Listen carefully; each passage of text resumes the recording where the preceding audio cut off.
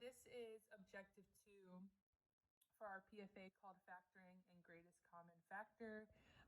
Objective 2 is all about finding the greatest common factor between two numbers or terms. So we're going to start with this first example, which is giving you the number 6 and 14. And I'm asking you, what is 6 and 14's greatest common factor? So you can look at this two different ways.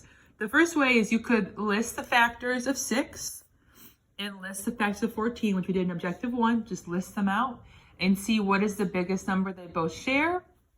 Or you could think about it like, what is the biggest number you could divide evenly into both 6 or 14? Okay, I'm going to show you both ways. The second way is more just about thinking about it and trying. The first way is more about actually working through each number separately. So let's see, if we look at 6 and 14, and I'm going to use objective 1 to help me out, and I'm going to list the factors of both.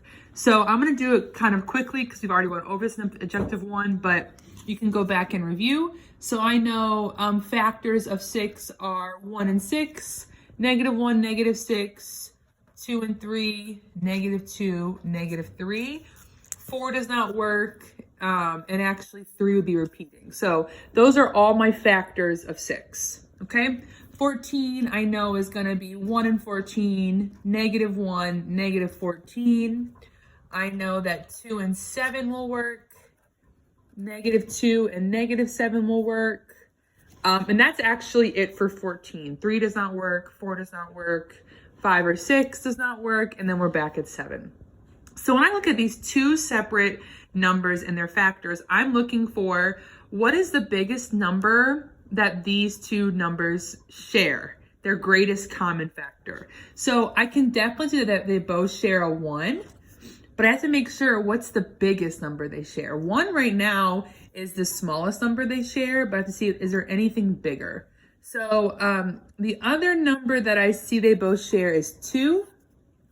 Right now, that is the biggest, and it looks like 2 is going to be the biggest number I could pull out of both 6 and 14. So when I look at these two numbers, my greatest common factor, my GCF, is 2. Okay, so that's an easy, quick way of just seeing what the greatest common factor is. Another way is by looking and just kind of testing out, what can I divide evenly into both 6 and 14? So you know 1 works for everything. Then you could try 2. Well, 2 goes into 6 3 times.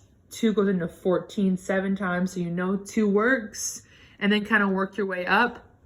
Some students can just look at it and tell, but if you need to list them out, please list out your factors and see what the greatest common one is. Okay. Example 2 says 1x and 13x squared. So now I'm showing you, what if we add letters in these problems? What are the greatest common factors of these two numbers? So I'm going to start with the x, actually, and I'm going to see, like, can I pull an x out of both? I definitely can, right? I have an x for this first number, and I have an x with the second number. I have to ask myself, can I pull 2 x's out of both? I can't, right? Only this 13x squared has 2 x's. This first one only has 1 x. So the greatest common factor is definitely going to have an x, but it's not going to have an x squared. Okay? The next thing I have to look at is, what about my numbers, 1 and 13? Well, this is a pretty easy one because 1 is pretty easy, but again, I'll walk through it. So the factors of 1 are 1 and 1, right? And -1 and -1. There's nothing more. The factors of 13 are 1 and 13, and then -1 and -13. And that's it for 13 as well. There's nothing else. So I can see right now the biggest number they share is 1.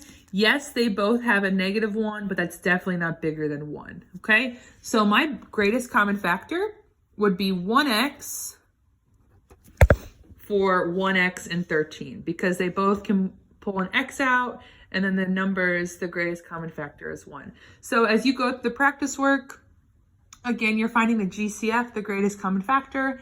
And if you need to list out the factors, that's fine. And look for what is the biggest number they both share. Good luck.